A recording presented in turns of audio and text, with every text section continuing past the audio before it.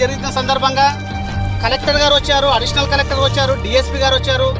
Daily ఇక్కడ కూడా CMO ఆదేశాల అనుసరం కూడా ఇక్కడ ప్రతినిత్యం వారి కనసాలు నడుస్తుంటే కూడా ఈరోజు రెండో రోజు కూడా విద్యార్థులకు ఫుడ్ పాయిజన్ జరిగి దాదాపు 30 నుంచి 40 మంది విద్యార్థులకు చాలా ఇబ్బంది ఉంది. ఇప్పుడే ఇక్కడ నుంచి మాగనూరు గవర్నమెంట్ హాస్పిటల్ నుంచి మత్తల్ గవర్నమెంట్ హాస్పిటల్ తరలించడం జరిగింది.